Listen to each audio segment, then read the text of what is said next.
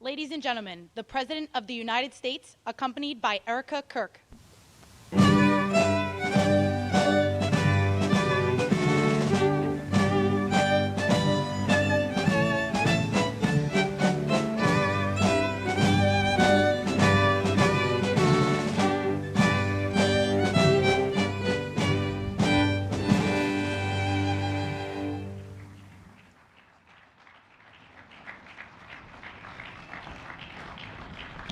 Thank you very much, everybody. Please, this is such an honor. This is the, please be seated.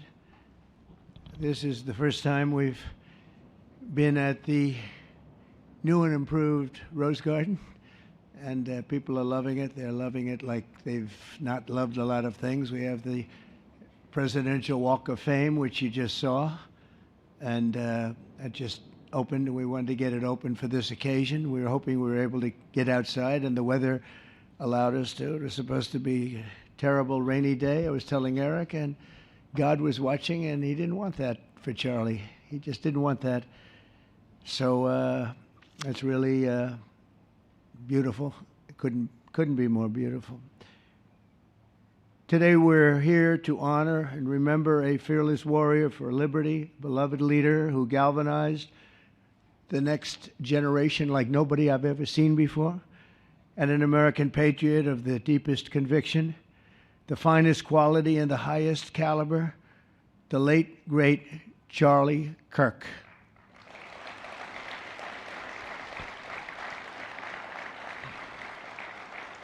Five weeks ago, our nation was robbed of this extraordinary champion. He was a champion in every way. I got to know him so well. He didn't like losing, and he was able to fight people that were enemies, and he didn't necessarily love those enemies so much. You know, I heard he loved his enemies, and I said, wait a minute, is that the same Charlie that I know? I'm not sure, but I didn't want to get into it. But it was a horrible, heinous, demonic act of murder. He was assassinated in the prime of his life for boldly speaking the truth, for living his faith and relentlessly fighting for a better and stronger America. He loved this country.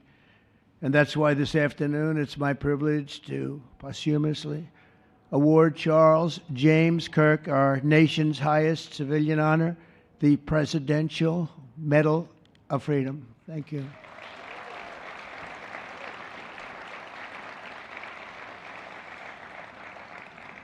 As you know, only hours ago, I returned from a very historic trip to secure peace in the Middle East. People said that couldn't be done. Charlie felt it could be done.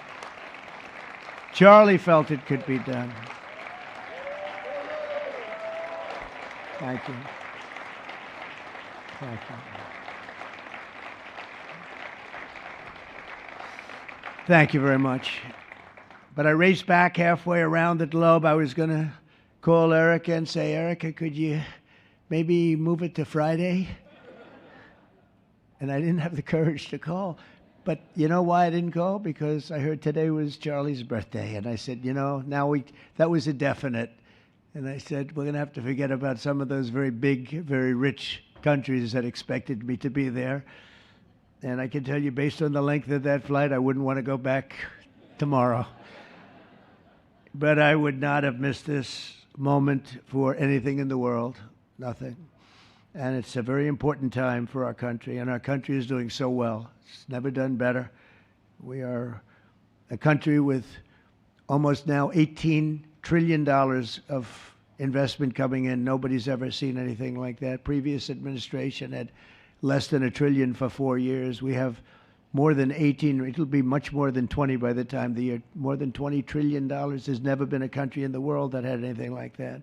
What's happened to our country is incredible in a short period of time. Charlie was a big person for, sir, could we close up those borders, please, a little bit? You know, they're really leaking badly. I said, Charlie, I haven't gotten there yet. But, you know, it came out last 4 months. Literally nobody was allowed into our country. And the only people that were allowed in were people that came in legally. The borders are absolutely stone cold closed, and they reported 0, 0, 0, and 0, so that's pretty good. But he was a big believer. He wanted people in the country more than I did, frankly. He wanted them to come in legally, and he got his wish.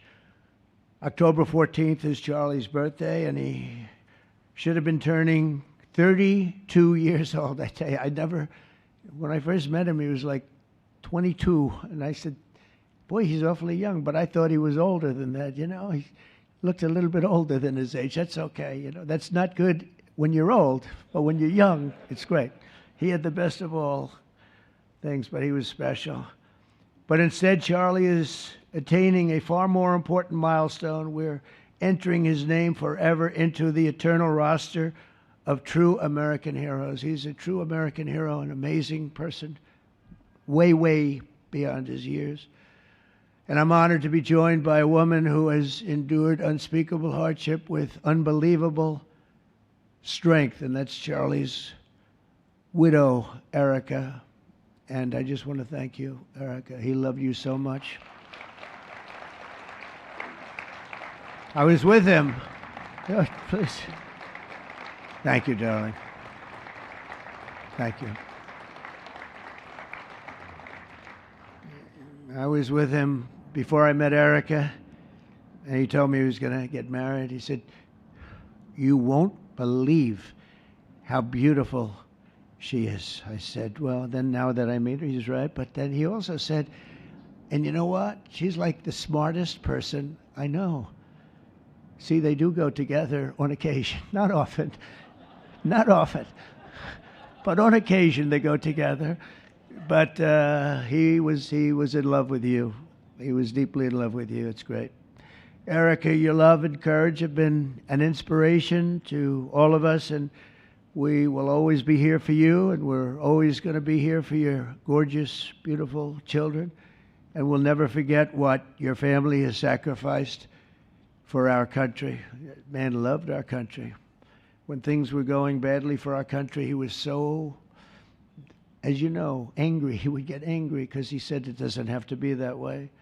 We're also pleased to be joined by an incredible group of Charlie's friends, very powerful friends, actually, and some not so powerful, and they're actually better people, okay? I know them all. They're the less powerful ones. I have to tell you that, all of you power guys down here. The best ones in the group are the ones that are less successful, but that happens too. No, they're all great, and they're here. And let's start with Erika's father. Where is Erika's father? Where are you? Where are you, Dad? Oh, look at him. Wow. I want to get a hat like that, too. I like that. How are you? Nice to see you again. Thanks as well to Vice President J.D. Vance, who's been fantastic. J.D., thank you very much. Great. Doing a great job. Did a great job on Sunday with George Slopadopoulos. Put him away pretty good. Second lady, who's a phenomenal woman, Usha Vance. Thank you very much, Usha. Thank you very much. Great woman. President of Argentina. He wanted to be here. That's Argentina's a serious flight, right? And he's become a superstar, and he's doing amazing things.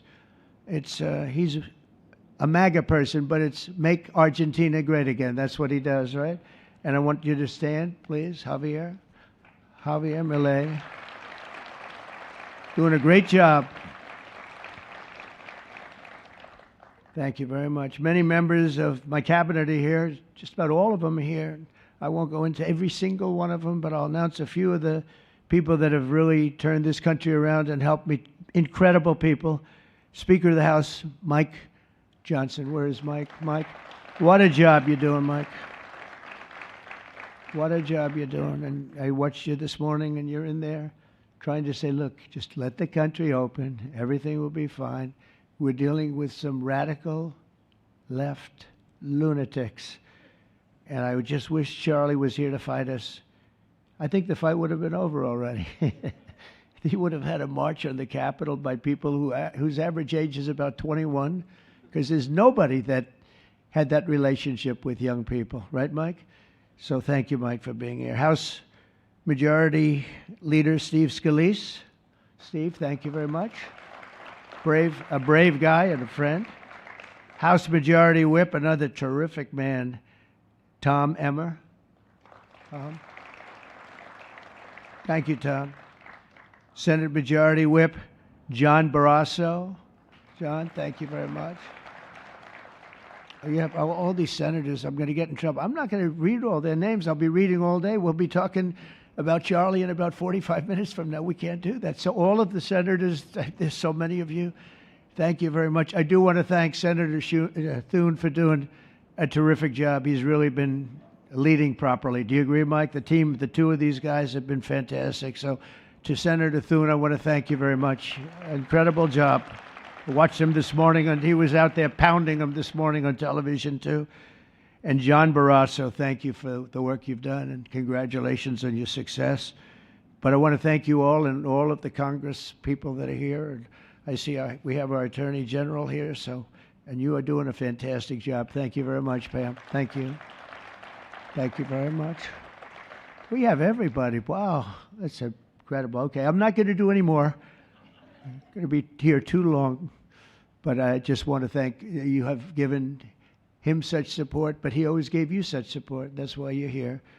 And very unusual. Charles James Kirk was a visionary and one of the greatest figures of his generation. He was truly an amazing figure and growing leaps and bounds. He knew that the fight to preserve our heritage is waged not only on the battlefield and in the halls of power, of which we have tremendous power here, including the head of a place called war. We call it now war. We had defense. We had our Secretary of Defense. Now we have a Secretary of War. And somehow I think it's more emblematic, and hopefully we'll never have to use war, but the fact that we're ready is very good. Peace through strength is very important, but also in the hearts of our nation's youth. That's where Charlie rode strongest. At age 18, that insight inspired Charlie to found the organization that ultimately touched the lives of millions and millions of people, and so many young people that nobody's ever seen anything like it, frankly. Turning Point USA. It's amazing, and it's actually bigger now. It's become bigger in the last few weeks than Charlie ever thought. I think his end vision in many years from now would have been just a fraction of what it turned out to be in a couple of weeks, right? It's amazing. With hard work and joyful spirit and endless enthusiasm and determination. And he did have great enthusiasm. You know, I always say you need enthusiasm to be successful. Enthusiasm. Charlie grew Turning Point into the largest conservative youth organization in the entire country. He forged a personal bond with countless young conservatives. He fought for free speech, religious liberty, strong borders, and a very strong and proud America. In everything he did, he put America first. He really put America first. And ultimately, Charlie became more than a leader of an important organization. He became the leader of historic movements all over the country. There were movements, individual movements, one movement, but it was historic. Everything he did was historic, and a true evangelist for the cause of freedom and the word of Almighty God. God was very important to Charlie. He would say, you know, if you don't have religion, you're not going to have a strong country. It's true. He was so wise beyond his years. You know, I talk to him sometimes and say, this guy is like a young guy. He was really a wise man. From the time Charlie worked on my presidential campaign in 2016, and he was there right from the beginning. He liked me. I don't know. I have no idea why. What the hell was he thinking? He said, you're going to win, sir. I said, you know, I'm running against 17 senators and a lot of tough people and governors. We have all these people. And he said, no, you're going to win, sir. He said, not going to be close. And he made it happen. He helped make it happen, I'll tell you that. Without him, who knows what would be. Maybe you'd have Kamala standing here today. That would not be good.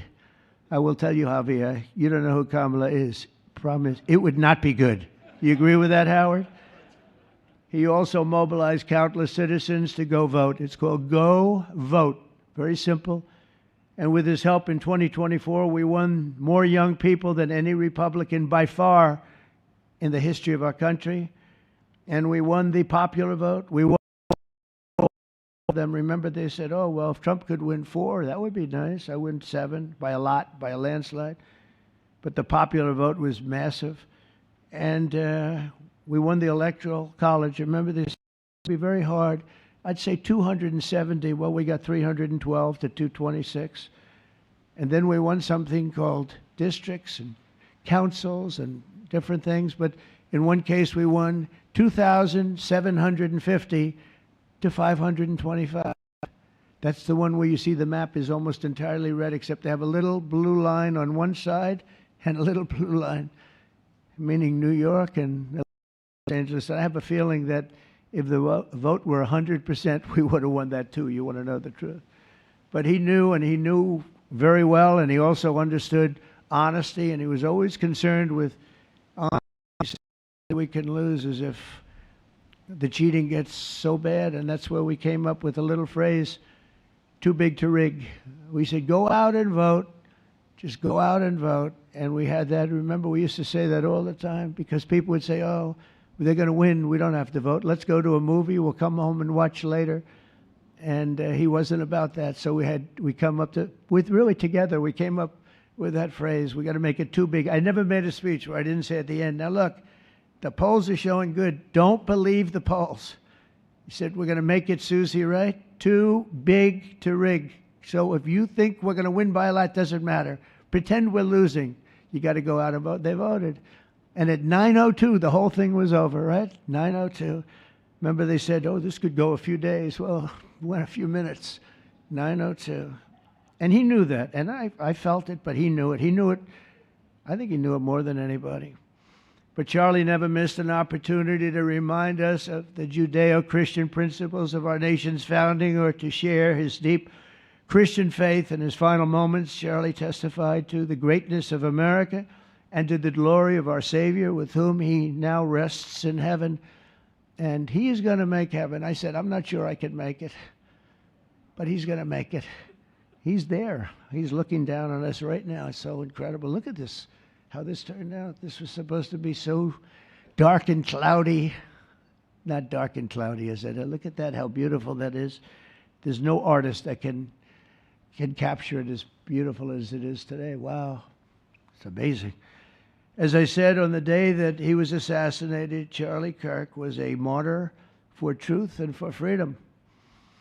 And from Socrates to think, and to St. Peter, from Abraham Lincoln to Martin Luther King, those who change history the most, and he really did, have always risked their lives for causes they were put on earth to defend. He was put on earth to do exactly what he was doing. He didn't want to waste time. He would have been a top student at any college in the country. I know the college as well. He's smarter than the guys there. He was so smart.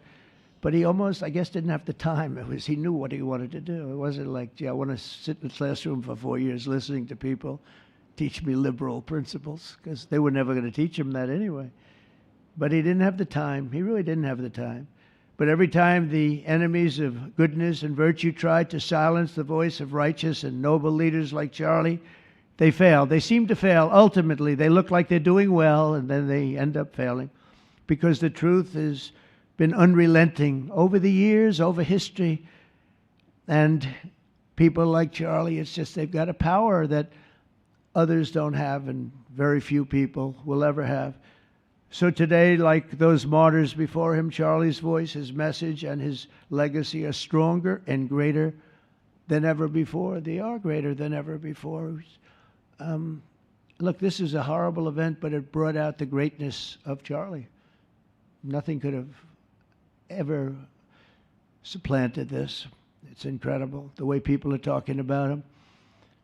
And with great love. I mean, I read so many stories about some of the enemies, but I watch the enemies, and it's hard for them to speak badly about him because they just don't. And then you do have people in the days since Charlie's killing, we've seen exactly why our country so dearly needed his example. We've watched legions of far-left radicals resort to desperate acts of violence and terror because they know that their ideas and arguments are persuading no one. They know that they're failing. They have the devil's ideology, and they're failing, and they know it. They feel it, and they become violent. They seem to become very violent on the left. They've rammed vehicles into federal law enforcement, fired sniper rifles at ICE agents, and me, you know. But I made a turn at a good time. I turned to the right. Charlie couldn't believe it, actually. He said, "How the hell did you make that turn?" I said, "I don't know." But fired rifles and threatened the lives of our Supreme Court justices, our great justices. They have to be protected. We just issued a lot of money, $60 million, to protect the Supreme Court justices. Very important. We can't let anything happen. In places of worship, we're protecting our people. We've seen that a candidate for Attorney General in Virginia boasted that he would want to see the Republican legislature, a legislator in Virginia, shot in the head and to see his children murdered. He actually said this. And now he continues to run for office, and most people continue to back him, but he said he wants his man shot. He said shot in the head and to see his children murdered. And they keep running. Pretty amazing, right? That's a bad one. Let's see how that turns out, but that's a really bad one. Nobody's heard that one before. Especially in the wake of Charlie's assassination, our country must have absolutely no tolerance for this radical left violence, extremism, and terror.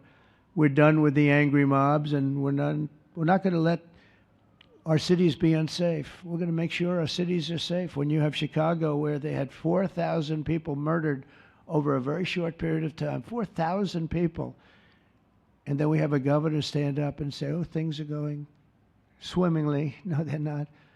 We're going to make Chicago safe, just like we're going to make. Look what we did in D.C. It's so nice that we started here, because this was one of the most violent places in the United States. It'd be dangerous to be right out here. But you couldn't go to a restaurant. The restaurants were all dying. The whole place was dying. You'd have these gorgeous, look at the Washington Monument over there. You'd have these gorgeous buildings and monuments and structures. And people were afraid to leave their apartment. They were afraid to go to work. They'd get into an Uber, and they'd feel safe, and then the Uber would be attacked. They thought they made it, and then the Uber was attacked on the trip in. But we've done a great job, and now it's considered a totally safe city. We haven't had problems. It took us 12 days to make it great. We took out, Pam, 1,700 hard criminals, career criminals in many cases, but these are hardened criminals. Many of them came in through the Biden open borders. We brought them back to the countries. And a couple were so violent that we put them in jail. We don't want to take a chance that they could get back in, because no matter how good we do, somebody can sneak in. They were so violent and so bad. One arrested 28 times. Every time he left prison, he'd get into a violent incident. 28 times. And we put him away for a long time. But we're done with the angry mobs. We're done with it. This is such an unbelievable place right now. You take a look where you can walk down the middle of the street with your wife or your husband. Your children can walk. They can walk alone. It doesn't matter. They can walk anywhere in Washington, and they're safe now. If this were a year ago, they'd have a serious chance of being badly hurt, even killed. They'd come in from Indiana, they'd come in from Iowa, they'd come from Florida to see their nation's capital, and somebody would have to call the parents, "I'm sorry, but your son or your daughter's been killed." Not anymore. You hear those sirens going off? That's good. That's a good sound.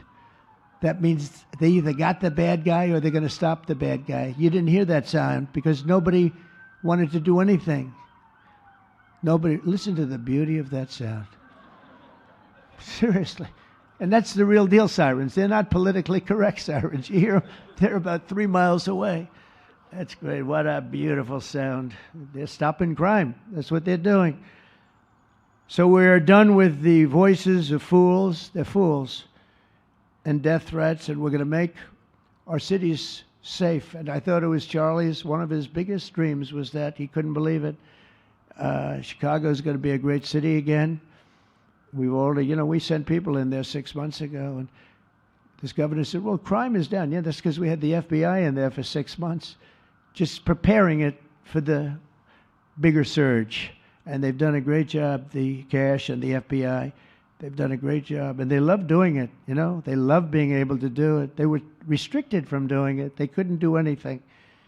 And now they're totally unrestricted. All they have to do is stop crime, and they're doing it. By the way, Memphis, as you know, you heard they went in about a week ago, one of the most dangerous places in the country. It's really in the world. It's not just the country. They have very few cities that would compare to some of these cities. You go to Afghanistan, you say, oh, that's unsafe. Well, the crime numbers are much better than the crime numbers in places that we have. So Memphis, I understand, is doing unbelievably in 1 week. It's like a different place. And this took 12 days, and then after that, we just perfected it. But after 12 days, we had good safety here. After 1 month, it's like, it's really amazing. And by the way, restaurants are booming. Restaurants are opening up. The big problem we have, you can't get into a restaurant in D.C. anymore. So they're opening up. It's a beautiful thing to see. It's called safety. It's called law enforcement and letting them do their job. And that's why I said last month that I have directed the Attorney General and the Department of Homeland Security to confront the very real threat of left-wing terrorism in our country. It's a real threat. Not when you confront it, it's not, because they're not brave people. In fact, they're cowards. When you confront them, they immediately fold. You have to see them fold. You have to see them crying. They fold. But it includes dismantling the networks that fund them and finance them, and we're finding out who those networks are. We already know quite a few of them. When you see these violent incidents and then you see people holding this gorgeous sign with beautiful wood, beautiful cardboard, wood, everything's perfect paint job, and they're all the same. There are thousands of them. You know that they weren't made in the basement out of love. They were made by anarchists, and in some cases wealthy. I'll probably find some of my nice friends that are up there being so nice to me, especially lately. They're being very nice. But it surprises you who they may be, and you almost wonder why would they do it? But they're hurting our country, and we're really taking it back one by one. If we didn't go into Los Angeles early on in the administration, the commissioner, the chief of police in Los Angeles said, if they didn't go in, we would have lost our city. Now, they already lost 25,000 houses to fire because they wouldn't let the water come in from the Pacific Northwest, which they should have done. I said, you better do it. They didn't do it, and we had 25,000 homes where they had no water in their sprinklers, they had no water in the fire hydrants. It would have been a different kind of a thing if they did what they were supposed to do. We had to break in. We broke in and had the water come down. They said for the environment, great, they lost 25,000 houses. It's incredible. But the commissioner said without the federal government and President Trump's intervention, we would have lost the entire city. And we have the Olympics going there soon. I got the Olympics. We have the Olympics. We have the World Cup. And we have, most importantly, we have the 250th anniversary of our country. That's going to be most important. And all of these things are happening. And we're going to have safe cities. We're going to have very, very safe cities. So 1 month after Charlie's death, we still feel the terrible shock and the pain of his loss, like just about nobody I can think of. Charlie Kirk was one of a kind. He was unstoppable. And he really was. Boy, when he had an idea in his head, he would call me, sir, please, you haven't done it yet. I said, Charlie, relax. Just relax. He didn't relax. He'd call me the next day again. It got it done. But he was like indomitable and always will be. He's really irreplaceable. Nobody going to replace him. But they're going to do great. But you can't replace that kind of person and that kind of talent, frankly. The word talent is an important word, but that kind of talent. So we hold his memory in our hearts forever. Every single day of this administration, we will continue to carry out the mission for which he lived, and he really did. He lived for this country. He lived for his wife and his family, but he lived for this country too. In Charlie's honor, we will continue like we have been to fight, and to win. We're going to win so much.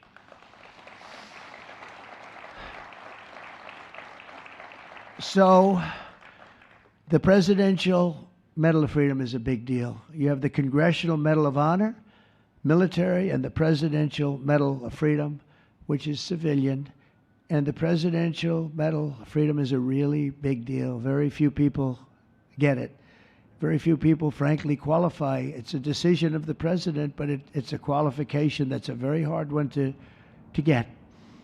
And I would like to ask, if I might, the military aide to read Charles James Kirk's citation for the Presidential Medal of Freedom. Thank you very much. Thank you.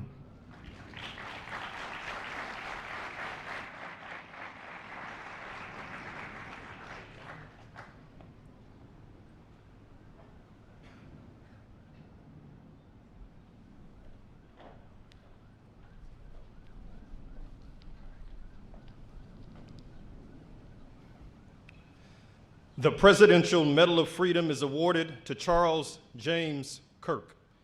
Accepting on behalf of Charlie is his wife, Mrs. Erika Kirk. Charlie Kirk was one of the most influential American political figures of his generation. At just 18 years old, he founded Turning Point USA and grew it into the largest conservative youth organization in the nation. For over a decade, he tirelessly traveled the country, leading a movement to restore respect for our founding principles, reawaken our national identity, and inspire a renewed spirit of religious devotion. He was one of the great debaters and communicators of his time. Despite receiving repeated threats, he remained undeterred and modeled courage, logic, humor, and grace to the next generation. On September 10th, 2025, at age 31, Charlie Kirk was assassinated while addressing a group of students. The United States honors him as a martyr for truth and freedom.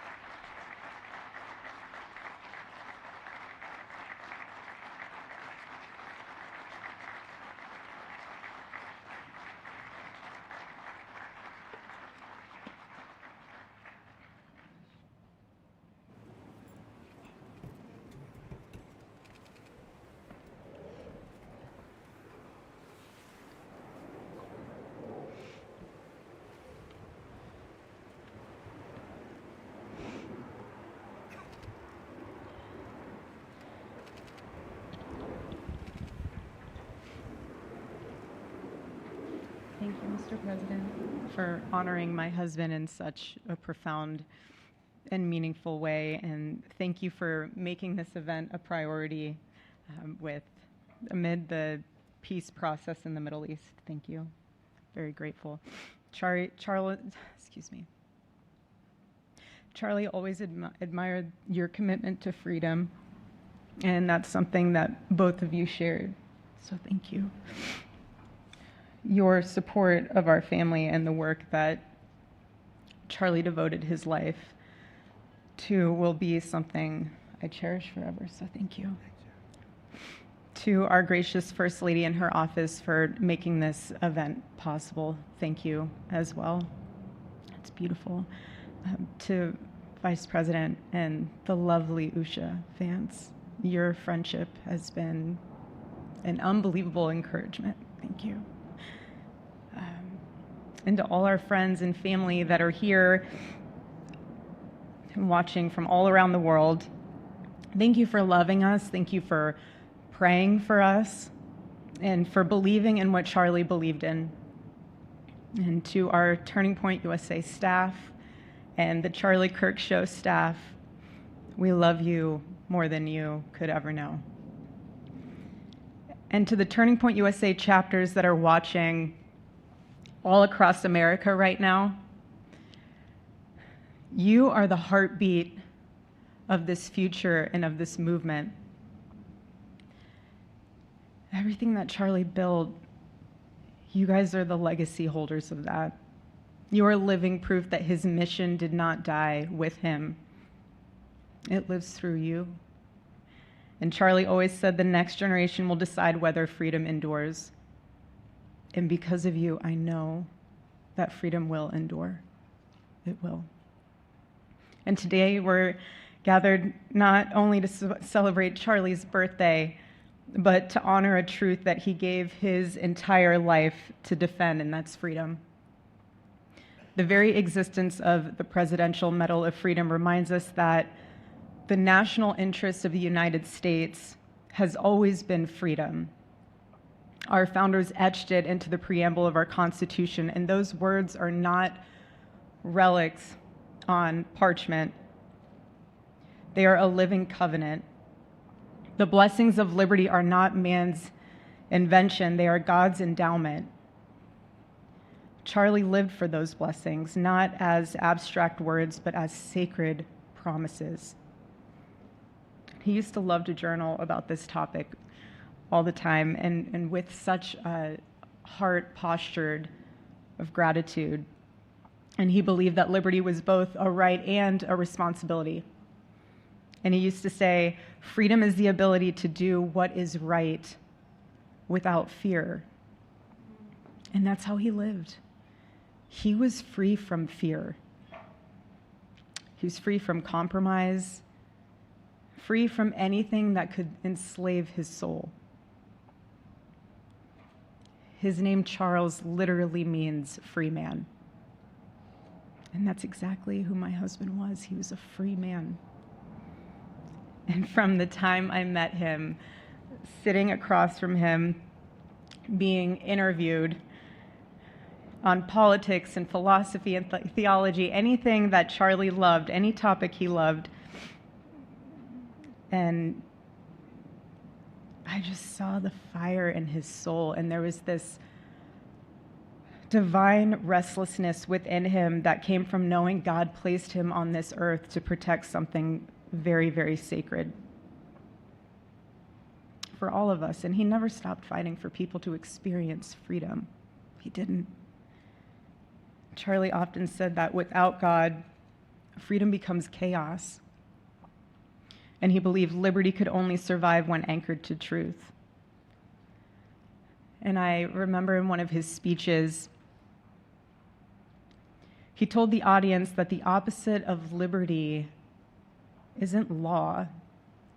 He said it's captivity. And that the freest people in the world are those whose hearts belong to Christ. But what's so powerful is that Charlie had the ability to communicate so brilliantly across all generations. And he reminded us that in a world that tells us freedom is doing whatever you want to do, the real freedom is the power to live freely and to do what is right.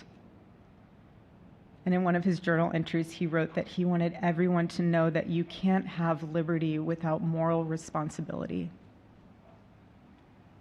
Freedom divorced from faith eventually just destroys itself. And what's so fascinating about all of this is looking back these past 12 years of Turning Point USA and his mission, there's almost this veil of sacredness. Because what I realize is that while he was building an organization, he was also building a movement. One that called people back to God, back to truth, and a movement that was filled with courage. And ironically, for a man who impacted millions, Charlie never desired to be the center of attention. He just wasn't. My husband was not a man of extravagance. He loved simple but deeply meaningful things, truly. He loved his late night walks. He loved buying more books than he could ever read because he felt there was no such thing as a book budget. And he loved being able to read to our kids the same bedtime story on repeat because he knew it was their favorite. And but to him that was special. And he loved to sit in the sun on a Saturday morning with his cup of decaf coffee, and his phone was off because he was honoring the Sabbath. And for him, it was that moment to catch his breath and just be in peace, because he was unreachable at the moment. And he preferred quiet birthdays. But that never stopped me from telling him. I told him every single year, I said, baby, I love your birthday. I said, because it's the day that God knew the world couldn't go another day without you.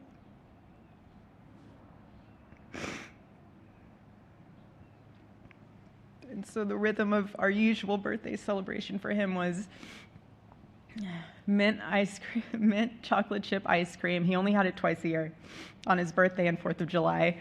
It's just, and then after that, it was back to work as usual. But last year, his one birthday wish was to see the Oregon Ducks play the Ohio State.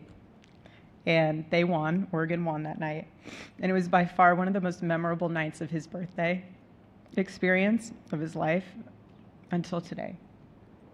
And so, honestly, President Trump, I have spent 7.5 years trying to find the perfect birthday gift for Charlie. And it's so difficult. And those of you that have spouses or loved ones, you know how difficult it is sometimes to buy a gift for someone that you love, because he wasn't a materialistic man, so that also did not help. But now I can say with confidence, Mr. President, that you have given him the best birthday gift he could ever have.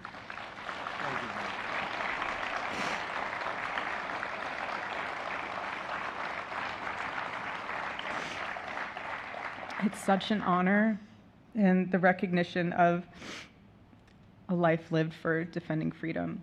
And that's what Charlie fought for until his last breath.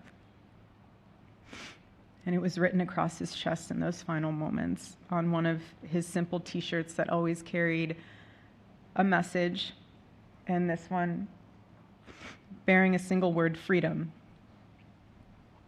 That was the banner over his life, and that shirt was a declaration.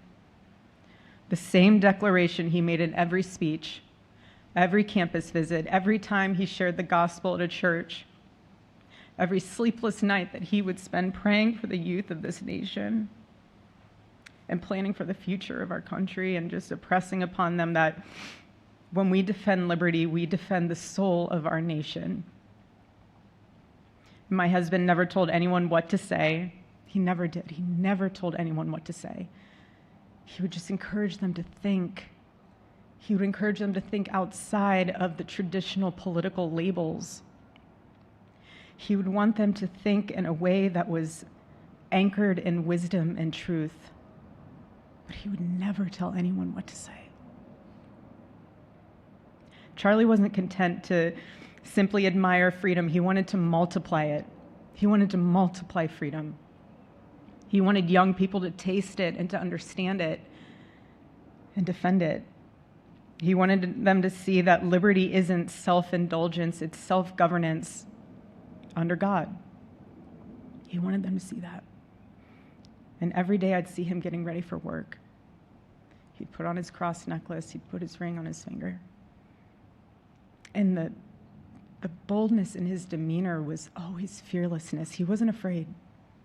He was never afraid. In his daily actions, whether in office or on campus or at a church, it was always without fear. That was his creed. That is how he lived out every single day. He didn't fear being slandered. He did not. He didn't fear losing friends, I can tell you that. He didn't. He didn't care. He stood for truth and stood for freedom, and he did not, everything else was just noise to him. And it's because his confidence in Christ was absolute. That's why. There was no limit to what he would have sacrificed to defend freedom for all. And if the moment had come, he probably would have run for president, but not out of ambition. He would only have done it if that was something that he believed that his country needed from a servant's heart standpoint. And Charlie lived only 31 short years. No, he's 32, but on this side of heaven, but he lived. he lived, every single second he lived. He filled every single day with purpose, and he fought for truth when it was unpopular. And he stood for God when it was costly, but that's what we're called to do. Surprisingly enough, he did pray for his enemies, which is very hard, but he did. He did. He did. No one else, I saw him do it. No, he never did it in front of anyone else, but I can attest to that. But he also loved people when it was inconvenient. And he ran his race with endurance, and he kept the faith. And now he wears the crown of a righteous martyr. And for me and for our children, the truth really steadies our grief, because heaven gained what earth could no longer contain: a free man made fully free. And to all watching, this is not a ceremony. This is a commissioning. And my message is simple. I want you to be the embodiment of this medal. I do. I want you to free yourself from fear. I want you to stand courageously in the truth. Listen for the still, small voice of God. And remember that while freedom is inherited in this country, each of us must be intentional stewards every single day. God began a mighty work through my husband, and I intend to see it through. And the torch is in our hands now. It's in mine, it's in yours, it's in all of yours, it's in all the students with Turning Point USA. And before I close, I'll share with you that I asked our daughter what she would like to say to Daddy for his birthday. Excuse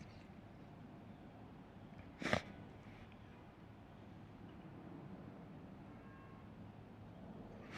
She said,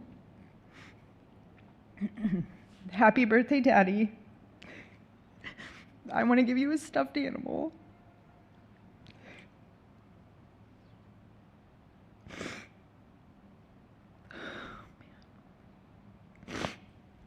I want you to eat a cupcake with ice cream, and I want you to go have a birthday surprise. I love you," is what she said.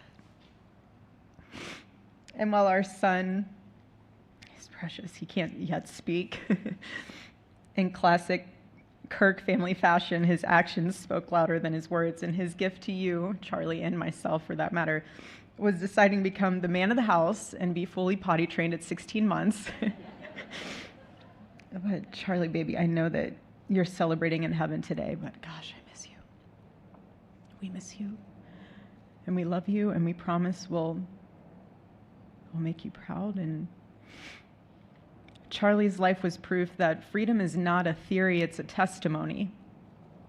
He showed us that liberty begins not in the halls of power, but in the man of a heart surrendered to God. And so today, as we honor Charlie with this incredible Presidential Medal of Freedom on his birthday, I stand here with tears and just a humbled heart and spirit, because his story reminds us all that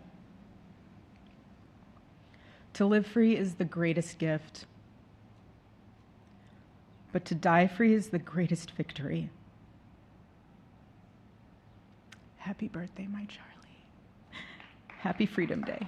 God bless you.